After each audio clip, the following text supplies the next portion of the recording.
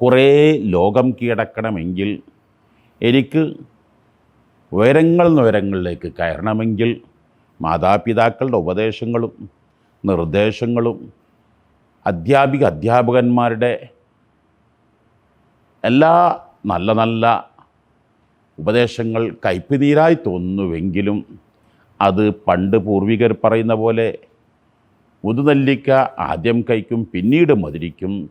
തീർച്ചയായും നമ്മുടെ ജീവിതം എക്കാലവും മധുരപൂർണവും സന്തോഷപൂർണ്ണവും ആസ്വാദനപൂർവ്വമാക്കി മാറ്റാൻ കഴിയും. എല്ലാ എങ്കിൽ എന്നെന്നും ജീവിതം കയ്പുകൾ നിറഞ്ഞതാകും. എല്ലാവരും മധുരപൂർണ്ണ ജീവിതമാക്കാൻ ഏത് ത്യാഗവും കഷ്ടപ്പാടുകളും ക്ഷമിച്ചും സഹിച്ചും സഹകരിക്കുക.